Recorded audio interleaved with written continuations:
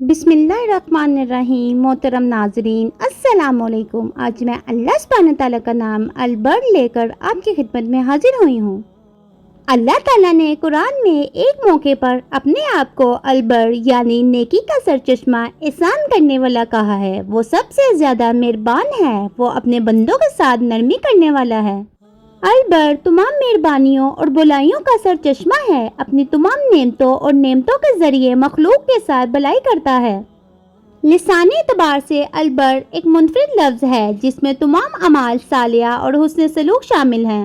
البر تمام راست بازی کا سرچشمہ ہے جس سے ہر نیکی آتی ہے۔ البر وہ ہے جو اپنے بندے کے گناہوں اور نافرمانیوں کی وجہ سے اپنے احسان کو نہیں روکتا۔ وہ ظالموں پہ مہربان ہے، خطا سے درگزر کرنے والا، گناہگار کو معاف کرنے والا، گناہ کرنے والوں کی طرف رجوع کرنے والا ہے۔ اس سے مانگنے والوں کی درخواست قبول کرتا ہے۔ اس نے اپنے بندوں کی طرف قابل تعریف اعمال اور اچھی توقعات کے ساتھ رجوع کیا ہے، جبکہ وہ ان میں سب سے زیادہ حقدار ہے۔ سورۃ طور آیت نمبر 28 میں البر خود کہتے ہیں، بے شک ہم اس سے پہلے دعا کیا کرتے تھے، بے شک وہی ہے جو مہربان اور رحم کرنے والا ہے۔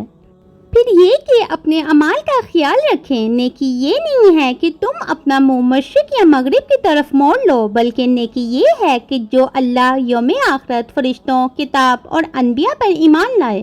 پہلی بات یہ ہے کہ اللہ پہ ایمان لاؤ اور اس پر ایمان لاؤ جس دن وہ تمہیں تمہارے اچھے اور برے اعمال کا بدلہ دے گا اور فرشتے بھیجے گا جن میں سے کچھ تمہارے اعمال صالحہ اور گناہ لکھیں گے۔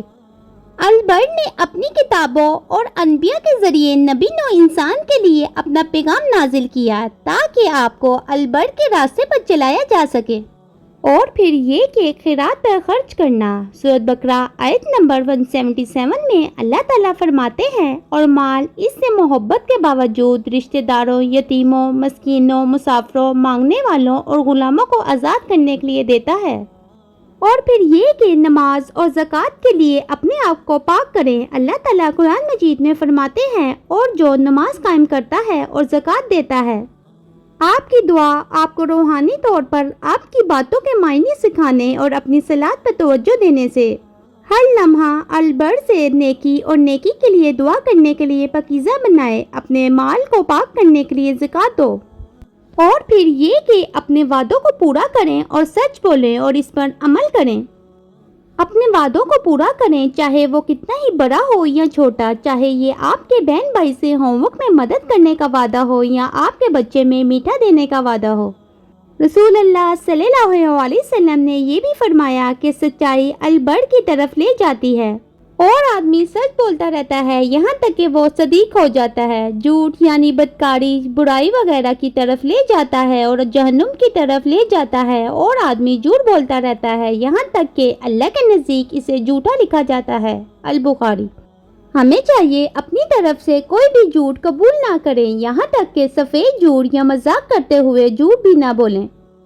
اور پھر یہ کہ صبر کریں۔ سورۃ البقرہ آیت نمبر 177 میں اللہ تعالیٰ فرماتے ہیں، اور فقیر و تنگ دستی اور جنگ میں صبر کرنے والے وہی ہیں جو سچے ہیں اور وہی ہیں جو نیک ہیں۔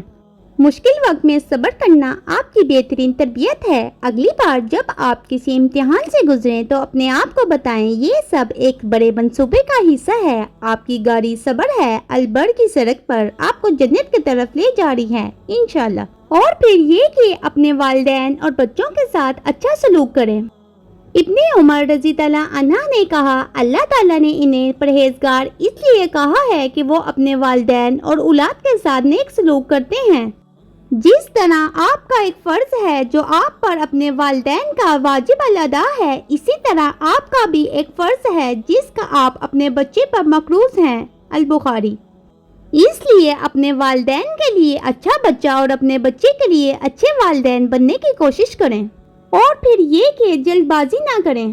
عرفات کے دن رسول اللہ صلی اللہ علیہ وسلم نے اپنے پیچھے ایک زبردست چیخو پکار اور اونٹوں کے مارنے کی آواز سنی تو آپ نے اپنے کوڑے سے لوگوں کو اشارہ کیا، اے لوگو خاموش رہو، جلد بازی کرنا نیکی کی علامت نہیں ہے۔ اس لیے اپنی روزمرہ کی زندگی کے کاموں کو معمولی انداز میں کرنے کی کوشش کریں۔ مثال کے طور پر سڑک پر اونچی آواز میں نہ چلیں اور جلد بازی میں اس طرح نہ چلیں کہ آپ دوسروں کو تکلیف دے رہے ہوں۔ اور پھر یہ کہ کوئی کام کرنے سے پہلے البر سے پوچھیں، البر سے البر کی رہنمائی کے لیے کہیں۔ البر مانگنے والی سنت کی دعا سفر کے لیے دعا ہے۔ اس بات کو یقینی بنائیں کہ آپ جب بھی سفر کرتے ہیں اسے لاگو کریں۔ اور پھر آخر میں البر سے دعا کرتے ہیں، اے اللہ البر، ہم جانتے ہیں کہ تو ہی خیر کا سرچشمہ ہے، ہمیں نیک لوگوں کی خصوصیات سے آراستہ کر، ہم جس بھی ادارے میں ہیں اس میں حسن سلوک کی رہنمائی فرما۔ اے اللہ ہماری نیکی کو اپنی جنت میں لے جانے کا ذریعہ بنا، آمین یا رب العالمین۔